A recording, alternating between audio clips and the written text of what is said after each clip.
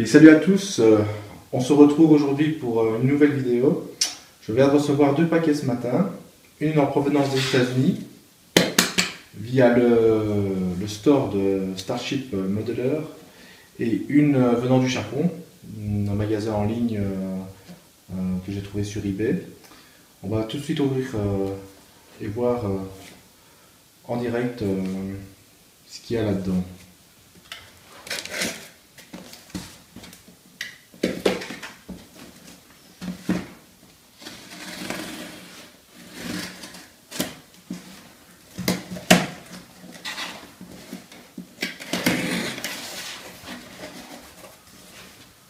C'est bien emballé, c'est pas mal.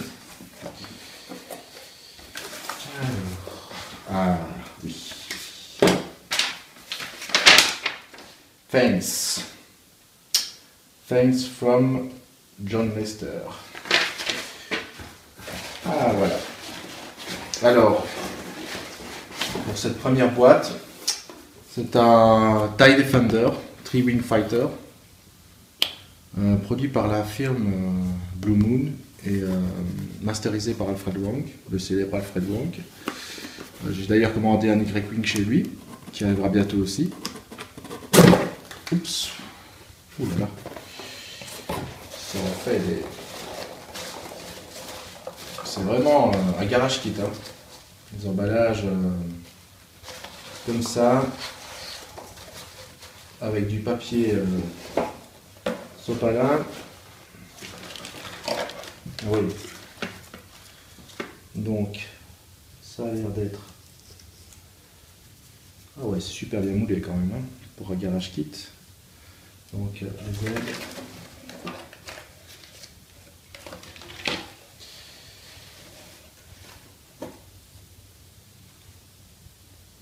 Ici. Ah ouais, c'est quand même déjà bien assemblé en fait. Ouais.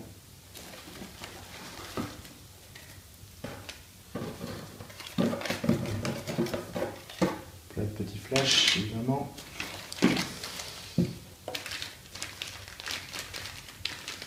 Ouais. Le kit a l'air pas mal. Je vais le débarrasser, je vous montrerai en photo plus en détail. Il y a des instructions. Ouais.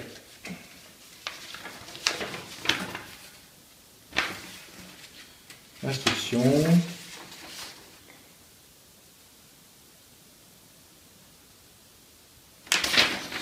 C'est une maquette que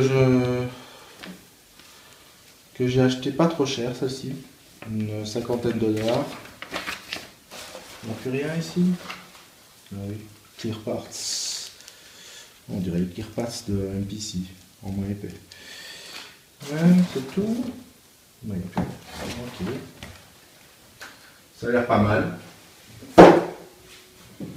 Donc, pas beaucoup de pièces. Ça a l'air d'être assez propre. Il reste quand même à bien nettoyer toutes les parties. Ouais. Voilà, je dirais que c'est plusieurs moulages avec plusieurs plastiques différents. Pas mal. On verra bien ce que ça donne. J'aime bien les ailes parce que elles sont finement moulées. Ouais. Ça devrait le faire.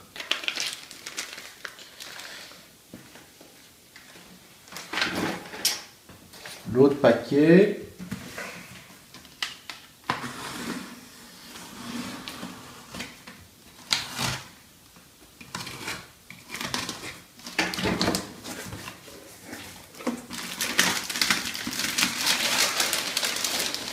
Oh, un petit bonbon.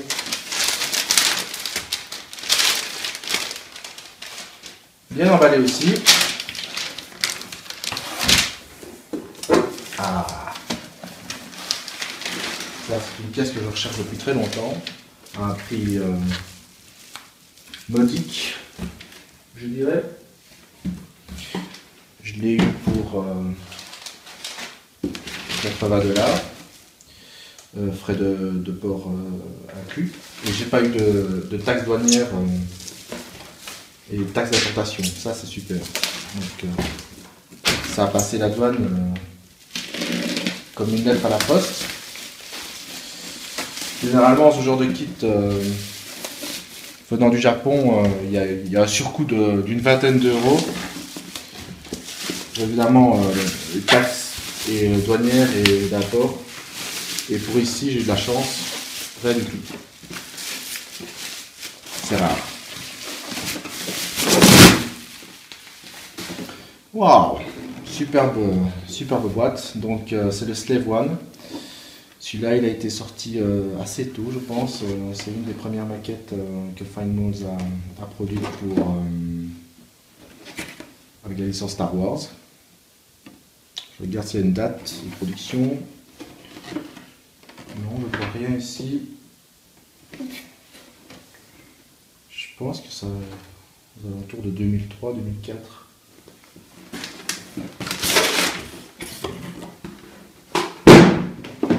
Slave One. Boba Fett version. J'ai aussi la version... non, ça c'est la version Jango Fett. J'ai aussi la version Boba Fett. En fait, c'est la même maquette, je pense. Même boîte. Même maquette. On va vérifier ça tout de suite. Mais évidemment, les instructions de peinture ne sont pas les mêmes. J'ai pas acheté ça que pour les peindre, pour avoir les différences de peinture, évidemment. Parce que je pense que aussi les décalques sont différents. Ouais. C'est ça. Ouais. C'est la même maquette. Donc, je l'ai en double. Elle est énorme. Elle est énorme. C'est du A72, mais c'est énorme. Quand on voit la base, ici, voilà. La finition des pièces est magnifique. Elles sont bien moulées et les détails sont parfaitement...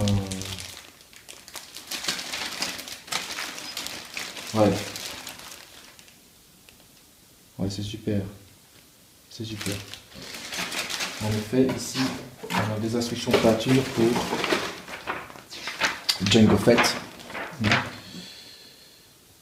Et si j'ouvre et je compare avec celle de Boba Fett,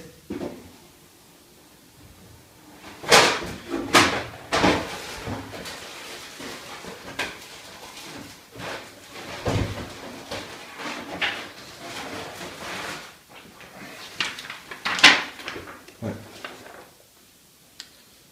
On voit ici exactement le même plan.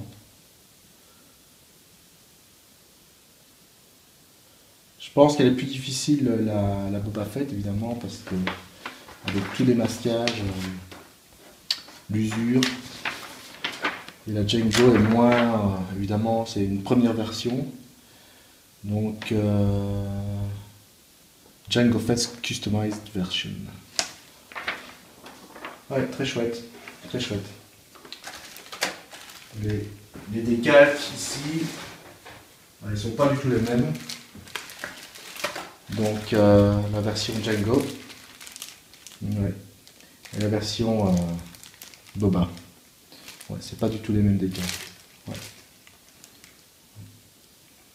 Donc voilà. Et ben je vais photographier tout ça et je vous montrerai plus en détail tout ce que je vais recevoir. Donc je vous dis à bientôt. Allez, à plus.